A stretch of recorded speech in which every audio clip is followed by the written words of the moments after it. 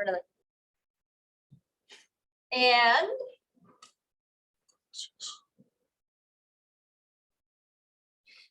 Beth's fun fact is that she ran a 100-mile relay from Grand Lake, starting in the dark and the snow, to Greeley, which was hotter than Hades when she got here. And I think it was probably just like last week that you read this, right? Oh, no. And Peter's fun fact is that he's married to Beth.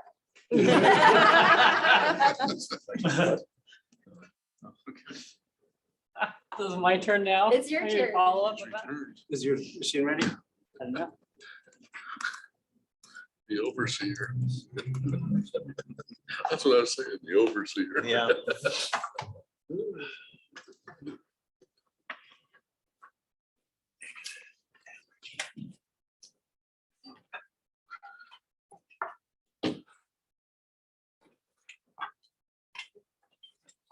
Yep. Hey, so my ask today is that you listen close and you think. I got a lot of great thinkers in the room. And I'll be looking for your feedback on the presentation, but the product in particular, and we'll see why. So I'm going to start off first with, why is everybody here? Assume everybody in here is an entrepreneur. And if you're not, then you should be in here if you're thinking about being an entrepreneur. Because the thing that's really important about being an entrepreneur is you need resources around you. And those resources vary, they change. As we were joking this morning when I came in, anybody who's in the entrepreneurship space has to be flexible and you have to be durable. And Million Cups is a great experience. I never knew about Million Cups. I think I'd heard about it, but I didn't really know what it was. And I've been in an entrepreneur space for almost 20 years.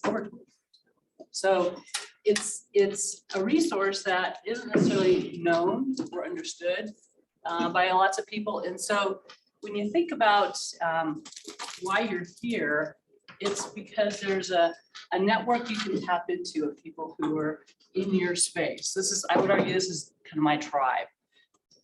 You're thinking differently than most average folks. You're always asking questions. Doesn't matter what the questions are, but you're always asking questions. You're always looking at things differently. And that's one of the traits about being an entrepreneur. You think differently, if you will. So one of the things I'd like you to do is close your eyes. And I'd like you to think about the thing that you were most afraid of before you started your entrepreneur journey, okay? And these are the things that you were most fearful of when you thought about jumping off the cliff, is the way I put it, or you were thinking about starting your own business. What was the thing that was most fearful for you? If that happened, oh my God, you'd die, right? Okay. So feel that feeling for a minute. I want you to really feel that.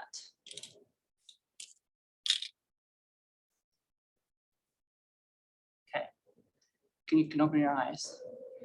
So one of the things that is really important for an entrepreneur is to have a community. And I want to distinguish the difference, at least from my perspective, the difference between a community and a network. A network provides information. It's usually fact-based, process-based, outcome-based. It's the stuff that kind of happens as part of your journey as an entrepreneur. The community is the piece that you tap into when those worst fears are realized. And all of a sudden, the bank called you and said your line of credit's cut off. And now how do you make your paychecks not bounce? Okay. Or your customer, your main customer comes to you and says, I'm out, I'm done. Well, what do? You've got people to pay. You've got products you have to manufacture, services to offer. You don't have a community as an entrepreneur, your likelihood of success is much, much lower. And the difference between the network, which is helping you answer your questions, and the community is a community enables you to get through those really tough emotional pieces. They're your support system. They're your invisible network. There are people whose shoulders you could cry on and they don't think anything less of you. There are people who've had the same damn problem show up overnight and boom, they dealt with it. Well, how'd you do it? I mean, what do you do? I mean, I'm confused. What do I do? Don't worry. This is how you can think about it. That's what your entrepreneur community provides for you. That's what enables you to be successful. And I would argue any entrepreneur that's not part of a community is less likely, much less likely to be successful, however you define success. So Peter and I moved here, actually it was over a year ago, but really it was only in the last 60 days that we've been able to move out and talk to people, right? And the community is very robust here in Fort Collins. There's a lot of resources here. Certainly 40 years ago, right after I ran over that Trail Ridge Road, that relay, there was nobody talked about entrepreneurship. It's like, what? You know, you had your business, but they were usually family businesses and so forth. But you always went to work for a big company. Well, come here now, it's totally switched around. And maybe it's just because it's my line of sight. Entrepreneurship is really, really important here. And I would argue it's not just here, but it's all kinds of other communities, especially small communities. You need people to start businesses. You need people to grow the economic base, right?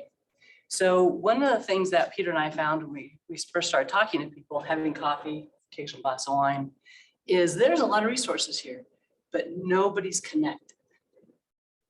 All those resources, you have to go figure out where they are. You have to find those people. And maybe you don't find them, maybe you just miss them. And you end up saying to yourself when you finally do meet them, oh man, I could use that resource 6 months ago. I wish I would have known about that. Well, guess what? That's what we can do. I'm gonna introduce you to Mainn. Superpowering not Wall Street, excuse me, I knew I was gonna say that. Superpowering Mainn, and the reason I don't call it Main Street is because it's not a street. Right? There's e-commerce everywhere. There's no street in e-commerce, but we want to really empower the entrepreneurship base here in Fort Collins. And it's going to be a platform. It's we've got an MVP put together. We want to be able to launch it sometime this summer, and it'll start off as a searchable database to go ahead and get people connected to resources. So when you have a need, you can find it. You don't have to have that serendipitous coffee to find the person. So that's really where we can get started. But what I'd really like to do is kind of shift over now and ask you what you would like us to put together for you to help create this community on this platform. So thank you very much.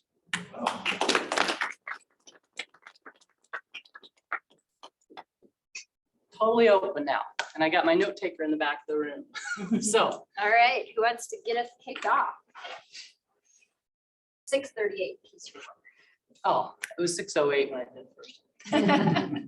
So, any thoughts? Anything you'd like to feedback see? on the product presentation? I just want to thank my newfound friend this morning at a previous networking event that invited me here. I hadn't heard of you all, and it's great being here. Thank you for the presentation. My name is James. Your question was very powerful. What was our worst? What did we think about when we thought about becoming an entrepreneur? And what you helped uncover for me was my biggest fear that I didn't know back then, but now I know, is that I didn't know what I didn't know. And I feared that happening to me. It's the most common fear. How can you ask the question if you don't know what it is, right? So how could your platform be of value, say, to me or the entrepreneurs in this room? It would be to help us uncover what we don't know and help us address that in a way that is desire-based instead of fear-based. Yes. Thank you. That's perfect. Did you get that, Peter? He's looking down typing.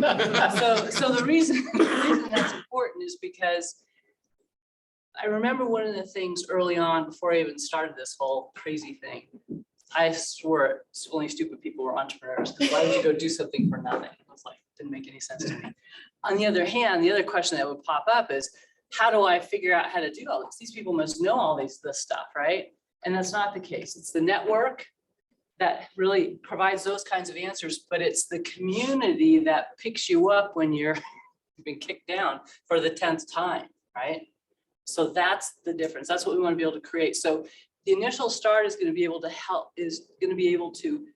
pull together information that we can just pick up off websites to scrape, put on there. That'll be the first step, but that'll be the first of many things.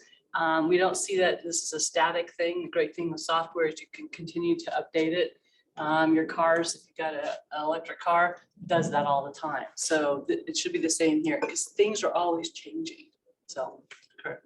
I was regards to presentation, I guess. I was left wanting for at least a little bit more of a tease than, the word searchable database. Yeah.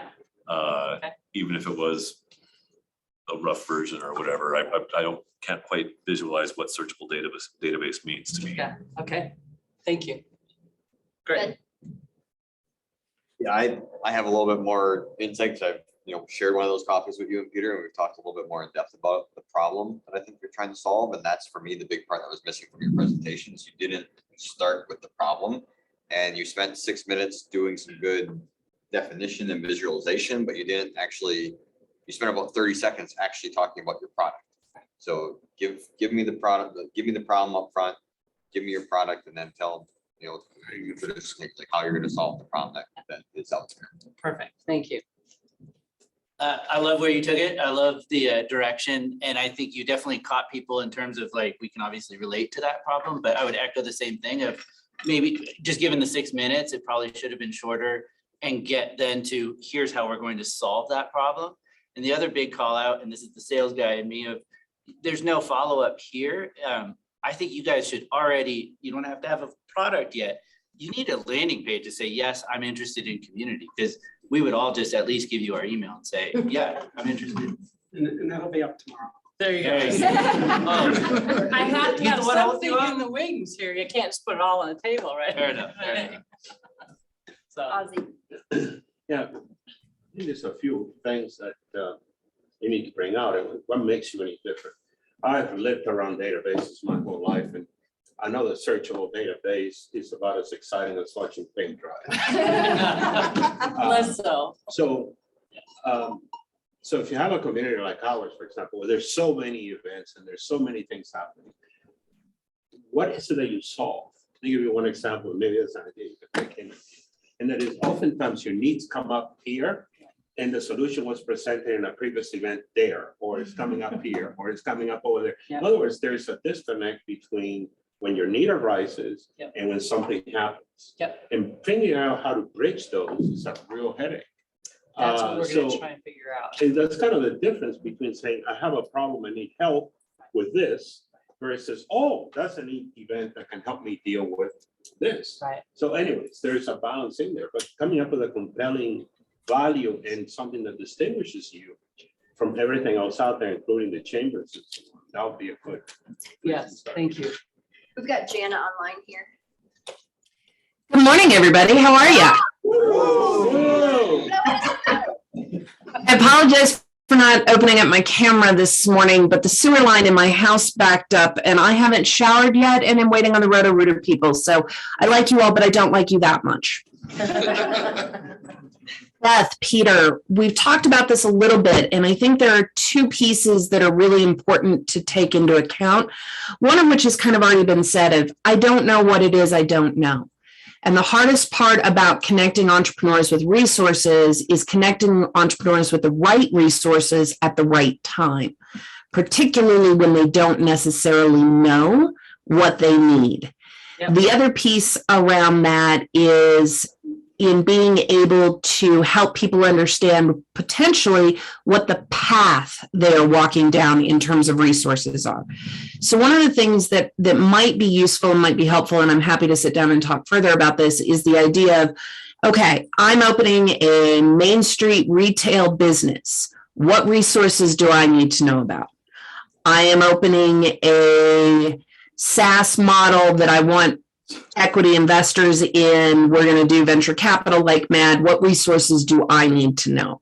So how do you help entrepreneurs understand which bucket they fit into, and therefore what path they might want to walk through the various resources in order to get the best results for themselves out of using our ecosystem.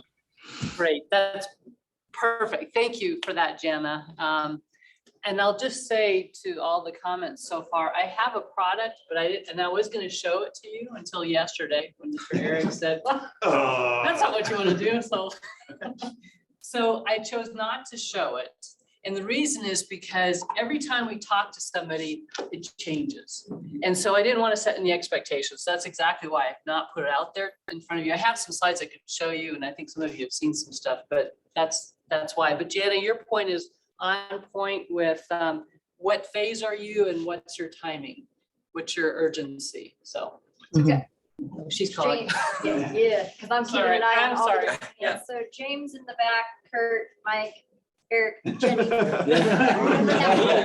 It kind of comes down to what Ozzy and Jana just said, distilling it down. So it's kind of taking it down and kind of going, okay, these are all the resources that I'm looking for, maybe for an attorney, but you're still seeing 20 different resources, and you're still having to then go and do that fine tuning of, okay, I have to go to their website, or I need additional information about those resources. So that way I can get to what I need at that point.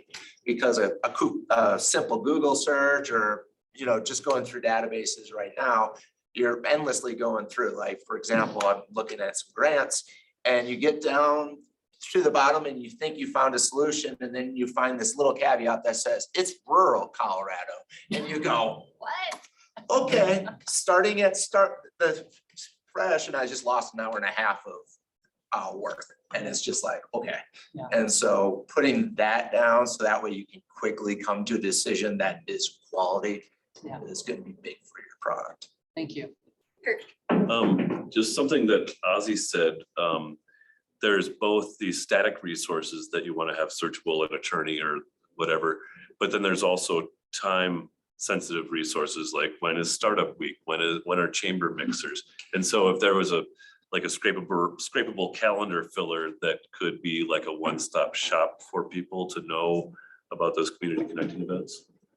And that didn't have to come as a separate email to my inbox. Right. And Right. that's one of the things that, as we've been talking to folks, realizing, okay, so there is the existing resources, whether it's SBDC or, you know, Mike over here is an example, but the events are a really key part of it for a whole bunch of different reasons. And it's trying to figure out how to integrate those two in such a way that, along with, you know, the searchability or the focus, how much effort do we get in? Can we put in there versus you putting the time? It's just kind of like, what's that balance look like?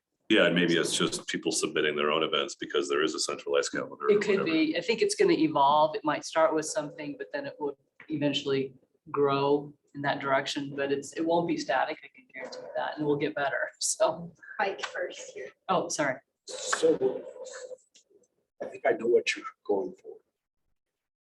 But I don't think I can tell you an example, a good example of a successful. Do you know a good example of what you want to do? We know what we want to do, but we haven't found anything out there like that, which is a good thing in that there's no direct competition. On the other hand, we have to figure it out because nobody else has figured it out. So it's like there's different pieces that we're pulling from different kinds of experiences, either we've had directly or we've seen other organizations or other products out there have. So and distilling it down, there's a lot of resources we're trying to tap into that we know of in California to just kind of get their perspective and where are things going. So, you know, it's all in the mix, but this is really important because entrepreneurs are what make communities grow. Communities don't grow without entrepreneurs. It's really, really important. But a lot of people are in their silos and they think they're the ones that are part of it. It's like, well, it's the entrepreneurs at the end of the day that make it happen. So that's, how do you balance that? So that's partly what we're new. That's why you didn't see the product right now. So. Got Jenny and then James also, right? So I got, oh man, you guys are like, I'm like, James, and you'll be like, what are you talking about? I have to come over here so you can see where. Yeah, later. Yeah, they're right behind each other, like which, yeah. Jenny. Easy question, I think. How does the superscript N work in your? So the superscript is all about the power of. Yeah, no, I get the concept of it. That right there. What do I type in? Oh, it's Mainn. Mainn.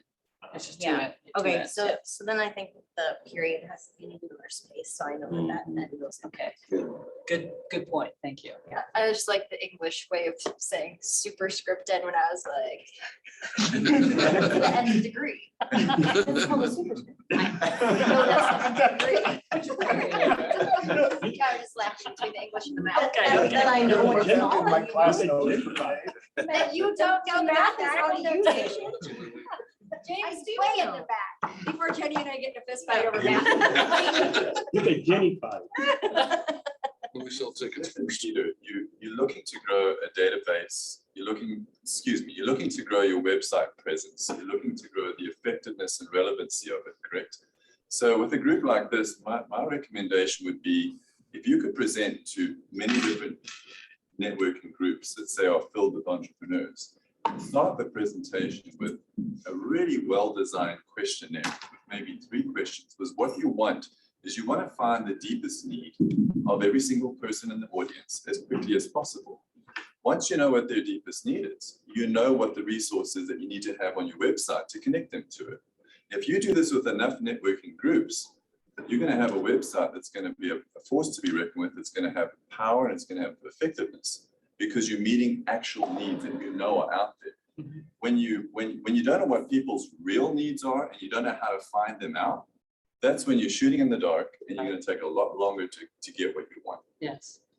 We've already tried that once in our first company. It took a lot longer to figure it out. So yes, on point, very much. Thank All you. right, Jana, I see your hand is up, but I'm going to break us for coffee, so you'll have to talk to them offline. Thank you, everybody, for your feedback.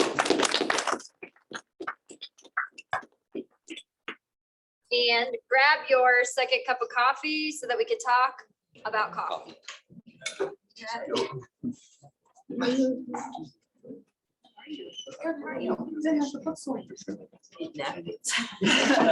don't know why this is leaking. It's got superscripts. Yeah. Like no mathematical.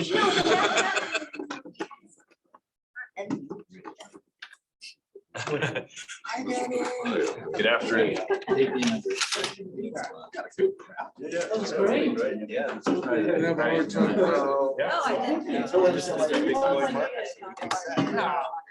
Oh, that's like right across the street here. Oh, that's already full over there. That's part right there.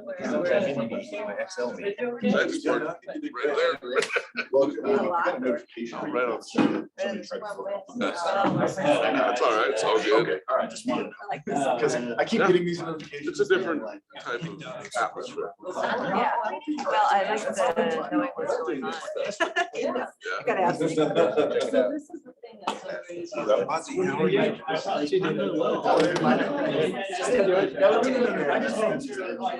Oh, okay. I'm not serious about it. All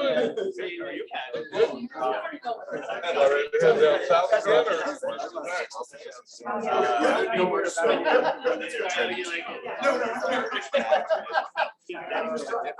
So, yeah, how did that go? Good. the whole website is really great. That is a cool. I'm waiting until we went down to New York City and did tours.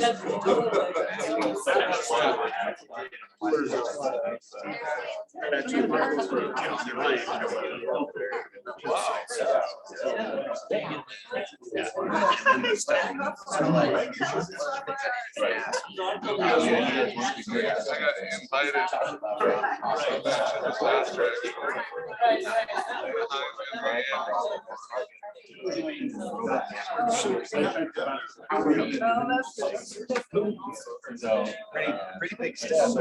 Definitely will help. Started, we didn't have enough time to go.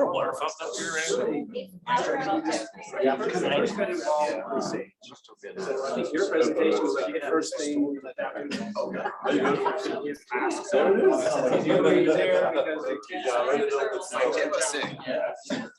So it was like, 3 of us in there, it's like, okay. That's what we, try to have lunch.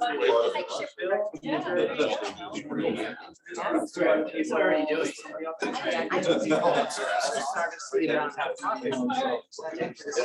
Yep. And. Such a good deal of high grade. My two. Sorry.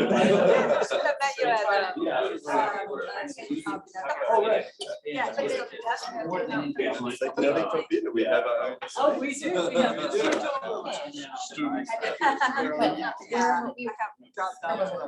Yeah, they have it in so many different places. I'm very good at that. Very good. All right, back to your seats, everybody. Eric, Yeah. sit now. Hi, Captain. And Jenny too, after she got up, I said sit. I'm still upset about the end degree. All right, our second speaker today is Dain Johnson with his company Isolation Coffee, which he is proudly wearing his Isolation Coffee merch. And most of you probably got here by bike or by car. Dain poo-poos those silly ways of getting to work. He likes to go by crane, by boat, and by helicopter. Yeah. Before I did this, I worked in the oil industry and I worked on about 5 or 6 different oil platforms. And where they prefer to transfer you by helicopter, some by boat, but when the waves are really choppy, they will pick you up in a basket and carry you with a crane about 200 feet in the air and set you on top. That's awesome. All right, but today I'm talking about isolation coffee. My asks for you today are feedback on my storytelling, presentation, hiring. So if you know a driver, I'll talk a little bit about that. And then financing. You guys have been through this before, so after you hear my presentation, if you have ideas of, this is the best avenue for you, for the type of business you're trying to grow, this is what we recommend. So that's a big question mark for me, is financing. So one cold winter morning, I had about 2 minutes. I was standing in my front window with my cup of coffee in hand, looking out at the world. And I knew in 2 minutes, I would unceremoniously down the rest of my coffee. I would tell my kids for the 4th time, get your stuff ready for school. I would drop them off to school. I would go to work. But in those 2 minutes, 3 words came to the front of my mind. It wafted like the aroma from my coffee. Enjoy the quiet. Which was ironic because nothing that morning was quiet. My kids were 4 and 6. I was in grad school. My job was a big unknown and the world was chaotic. March 2020. And it was amazing how something as simple as coffee could just bring peace of mind in that moment. With all the chaos swirling around me, for a moment, I had peace of mind. That evening, when I was roasting my coffee for the week, my weekly ritual, I decided to text 4 of my friends and ask them, hey, if I roasted an extra bag, would you like to buy one? And that was my way of reaching out to them and saying, I care. Your life is crazy. My life is crazy. None of us can do anything about it, but I can roast you coffee. And that is what led to the mission of Isolation Coffee, which is to give people peace of mind. The only way I know how, which is through coffee. So our focus has been direct to consumer. I have an e-commerce platform. We don't have a storefront or anything like that. We deliver to your front door or we ship it to you. And by doing that, it keeps our overhead really low. We can be very price competitive, not only with other specialty roasters, but with your grocery store coffee brands. And those Pete's coffee, which, sorry, if you're a fan of Pete's, it's not great coffee. It costs the same as mine. The difference is mine is always fresh. We roast within 5 days of delivery. It's a stress-free experience. We source high quality products, so you don't have to worry about it. We rotate the beans. It's always what's in season. And once we finish a bag, we buy a new source. Limited options. We only stock 2 beans at a time, plus a decaf, and you get to discover something new. From a business perspective, that means deliberate growth. We've been reinvesting everything back into the business over the past 2 years since I started this thing. and really focusing locally. I don't have aspirations of taking on Starbucks or anything like that. I don't care to sell in grocery stores or have a storefront. It's this e-commerce platform that allows coffee to be reasonably priced. And you're not paying $3 just for a nice looking bag either. I also am a big fan, obviously, of the local entrepreneurial community. So I've been working with as local as I can, as much as I can. Our labels are printed here in town. My favorite trademark attorney, Mr. Hanning, he's been helping me out. He's not here today. And then we've been selling to local businesses, hosting, serving coffee to meetup groups like this one, and now serving in restaurants like the Sundance Steakhouse. Where we've been, I gave an update. Some of you heard back in December, I believe, where I had just turned on the subscription service. Since then, I now have 13 subscribers. And since September, no one's canceled. In November, I filed my first trademark, and last month filed the second one.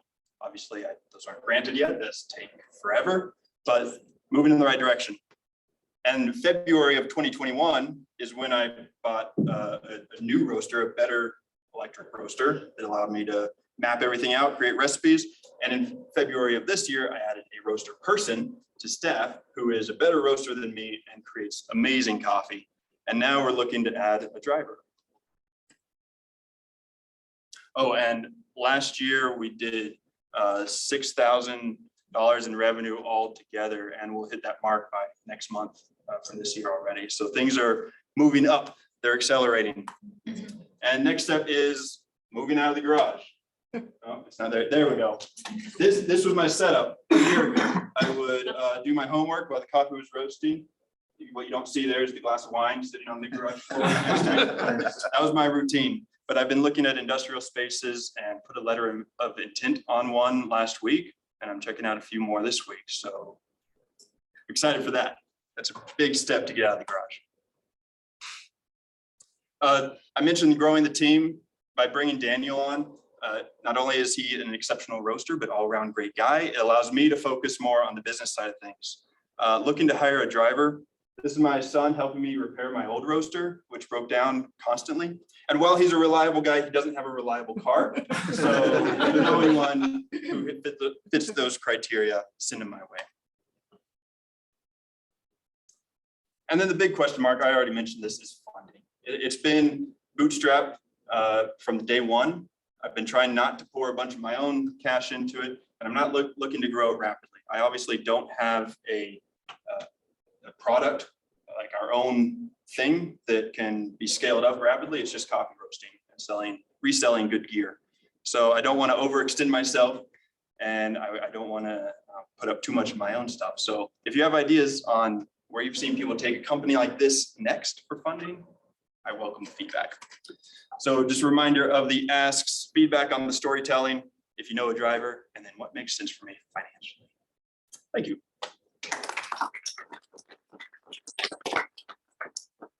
For the record, 5:59:24. Yes. Wow. Been doing this. All right, so who has some feedback on this presentation? Knowing a driver or financing, Jana with her hand on the button. It's a hobby. What can I say? I know. All right, Dain, you are getting so much better at presenting over the years that I have seen you do it. So congratulations. That is huge.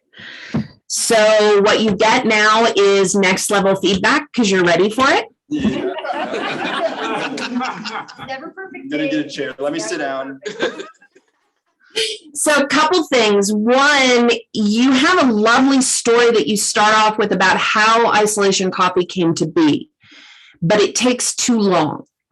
You can shorten that piece up because what I need to hear from you next is why I should care about your piece and how your coffee can help me find my own. So the connection is fine as I understand why you created the company, and that's beautiful. What I don't understand is where I fit into the company. So that's that next piece that you have to come up with. And then the other piece around financing for you, because you're looking for long-term slow growth, and you are looking to hire people, there are 3 things I would recommend to you.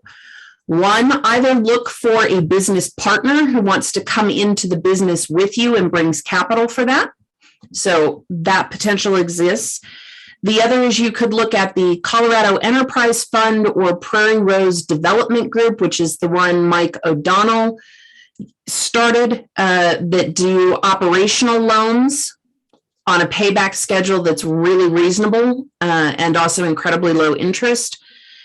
And then the third piece of that is that you might go more kind of the fair trade route, where you allow your customers to invest in the business.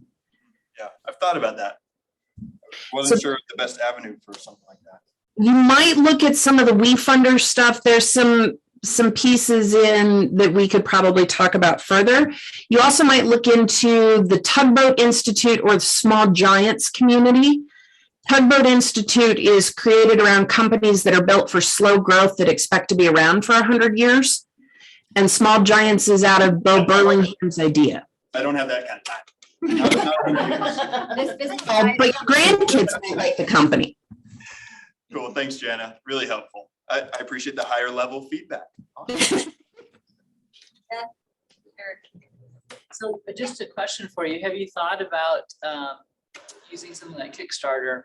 Since you have a product, this would also help get you out there, your name out there and so forth, and you could tell your story as well. I've thought about it, but not deeply. And Daniel, he just finished a Kickstarter. He's a musician and just successfully funded his recording of an album. So he's got some experience with that. But with Kickstarter, I've been hung up on, I don't have a thing I'm manufacturing, right? Well, you kind of are. I mean, that's a product, right? Yeah. At the end of the day, it's something in your hands. Yeah. So I'd seriously consider that, because the other thing too is you want to start building your brand. Right. So. Eric. Yeah, I mean, I wouldn't talk about financing at all in front of people until you know what you need the money for and what the return will be. I think that's the biggest thing, whether it's Kickstarter or anything, because Kickstarter is still an investing kind of a thing. Yep. And then the second thing is, it seems like your biggest challenge would be distribution. It looks like you're trying to do local delivery. I would think partnerships right away of what is already going on, what are people already doing. I immediately, you've got customers instantly, because I'm like, hell yeah, I want to support local, looking at your site while you're talking.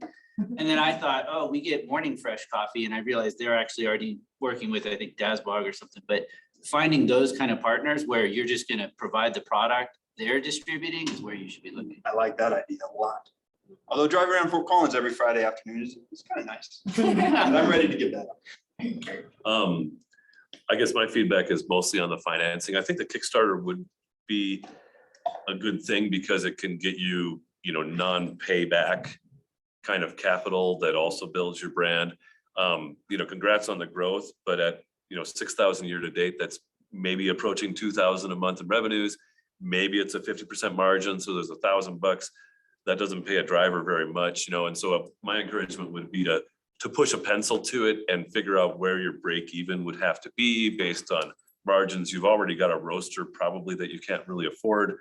And so getting to a sustainable business, if you're going to try to find investors or borrow money, it's got to stop bleeding money, and the sooner the better. John.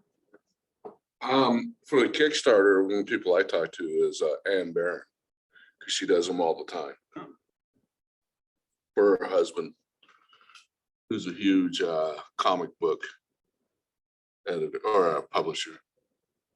Cool. So that was my thought. I was kind of on Kurt's line of thinking there of, are you just paying your roaster and coffee?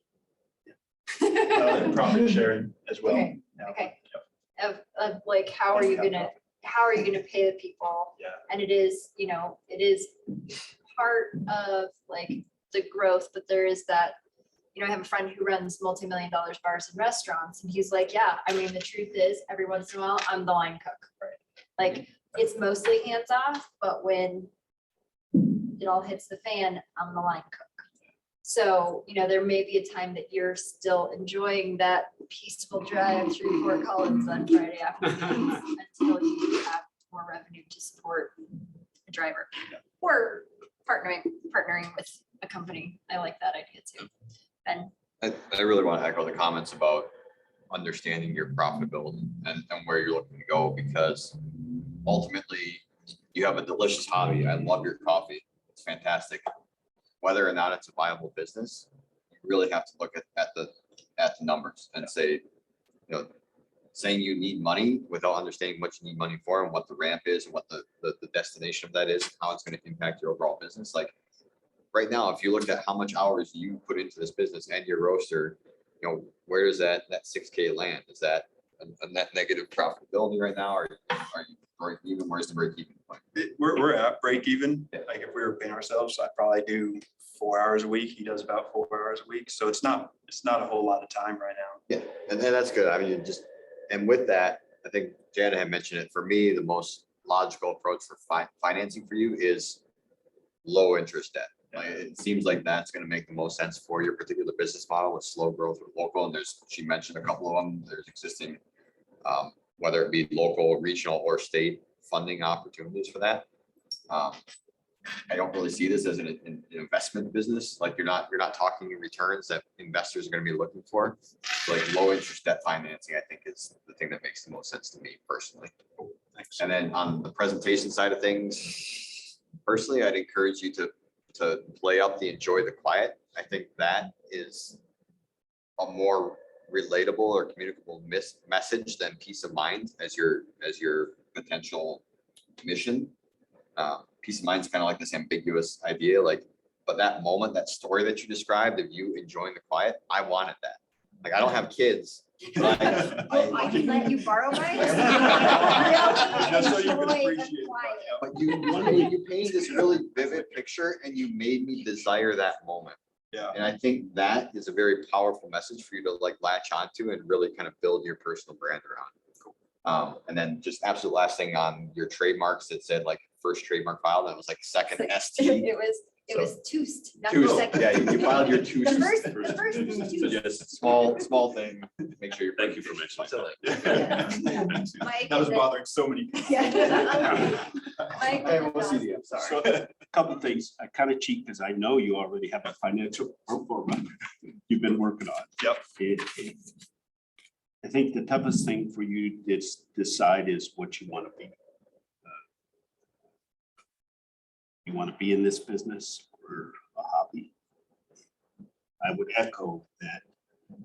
Don't discount debt financing as an option for you, because partnerships and investment and Kickstarters all have real downsides also.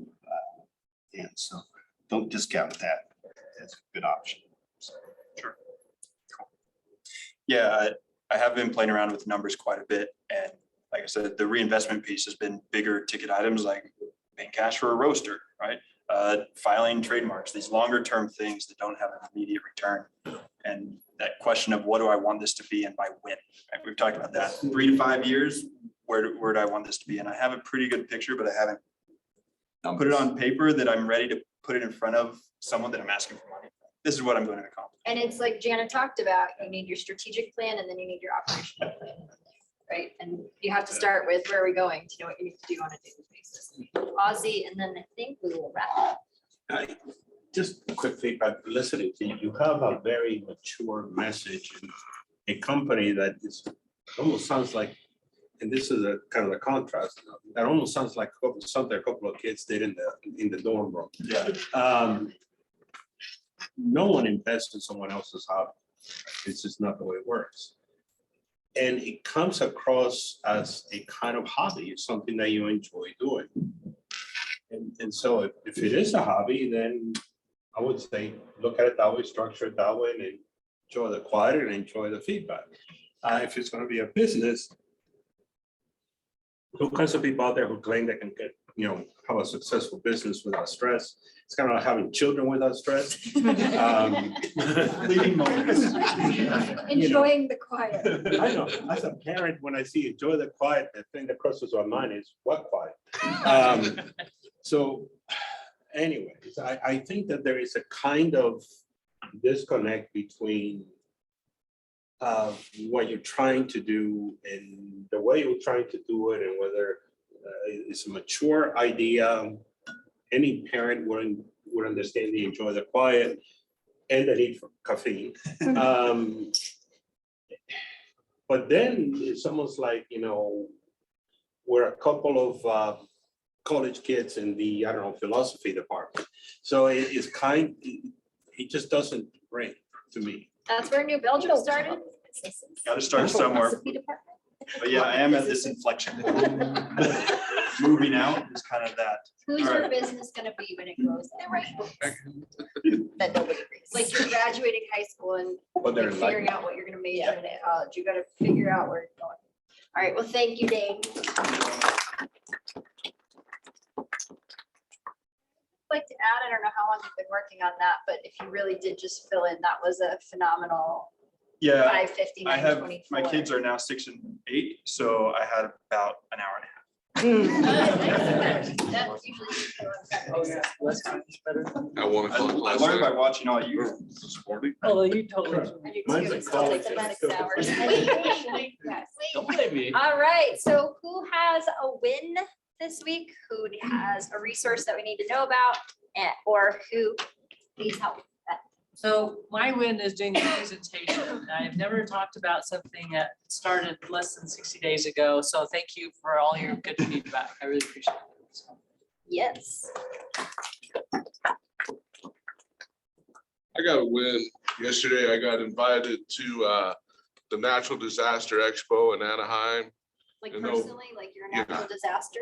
One of the qualifications. Tasmanian devil I am. But in Anaheim in November, then in Miami in February. Nice, that's exciting.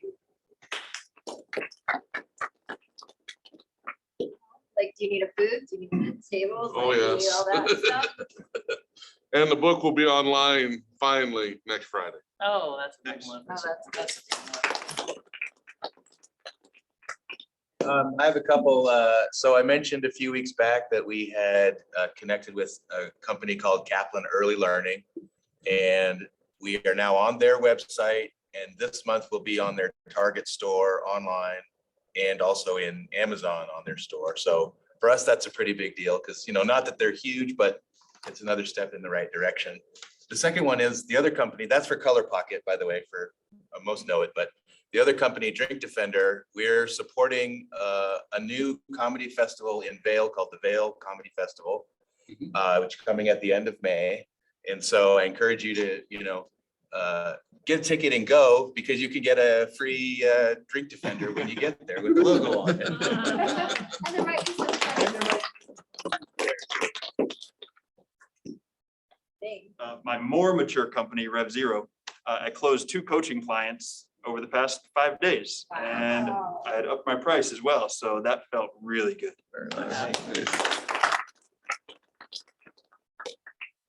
Jana. Yeah, so the news that you all are getting first, and it won't formally come out until Friday. I will be leading the new BizWest Change Making Leadership Academy this summer, which is 5 days, 5 Fridays with me in intensive learning around how to be a better leader. So if you know folks who are struggling in their CEO roles, who are midline managers, who are up and coming within their companies and need to learn how to think in a more cohesive, team-based, strategic way, this is an opportunity to do that. So it goes live Friday. You can register for it. It's $3,500 for 5 full days. CEOs are coming in and all the fun assessments I do and all of that kind of fun stuff. If you know someone or are interested, I have a 10% discount code. So just drop me a note and I'll send that to you. Cool, thank you.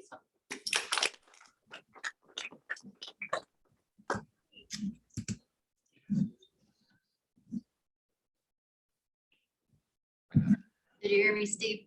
Oh, sorry, I did not hear you. That's okay.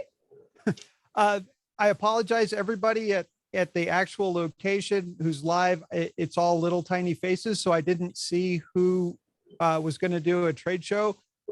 If you don't have a background, I do have a trade show background that could be reskinned that I'd be happy to give up. So just get in touch with me.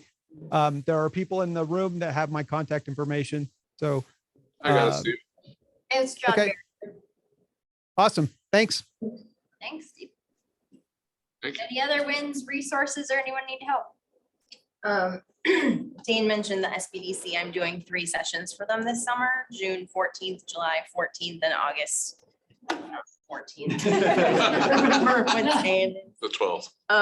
So if anyone wants to work on email skills or listening and other kinds of communication, I think they're free through the SBDC. $30. I just 30 signed up. bucks. Mike signed up. See you there. Yeah, it'll be fun.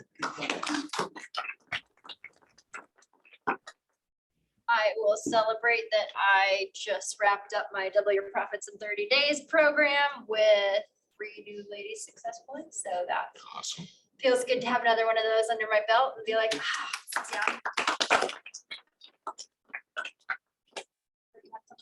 Yeah, while I've been away, we started a podcast and some of you might not know about it, but we've got 62, I think, long form conversations with what I think are inspiring business leaders from Northern Colorado released. The win I would say is that we keep growing, but only about 20% of the listens are of our current episode, and so our backlog of episodes is getting a lot of listens every week. And my ask is check out the NOCO experience if you like that kind of format. I spend usually a couple of hours and a few glasses of bourbon talking with really interesting people, and did one again last night. So What's the name of it? it's called the NOCO experience. Dain, you had another? Yeah, we need one more presenter for May 25th. And if you sign up, I have an extra sampler bag with me of coffee, Oh, man. whole bean coffee. So sign up right now and I'll give you. Resort to bribery. Step If 2 you promotion. Yep. All right. Anything else? You know, just a quick, and I don't know what to call that a win or not, but I know you talk about it all the time. I usually track the performance of our posts. And my posts are all technical, so they cater to the medical community, executives, and you're not gonna, those don't attract the kind of traffic that selling shoes do. And they're also rather challenging to write. But we've been tracking the performance of our posts, and they've gone up from a couple of thousand a month up to now we're kind of looking at somewhere between 60 and 100,000 hits in a year. And the funny part is that I'm getting requests from others that I write posts for them, which I'm not about to. But nevertheless, it pays to, it pays to pay attention to your grammar, to your structure, even on technical issues. If you write consistently and you create content that attract people's attention, that can really help. And the other one is write to the audience. Some of my colleagues write that this stuff is too hard, you know, make it down so an 8th grader can read. Well, the people that tend to read our stuff are university people, you know, get a lot of hits from national labs, university like Johns Hopkins and Stanford and so on. I'm assuming they can read a higher than an 8th grade level. It reads out people that you're not talking to. Exactly. So again, paying attention to how you write, the structure, the content. You can still make even boring technical stuff attractive to get into, and also utilizing good videos and good graphic to kind of make it more compelling. Although I can also share with you that even though I create a lot of videos and I use that in training and so on, the least performing posts are the ones that are accompanied by a video. I don't know why. They usually, when they're accompanied by an image, they get much better. So everyone says video, video, video. Measure your performance. That really helps. All right, thank you. All right, have a great Wednesday, and we will see you all next week, same time, same place.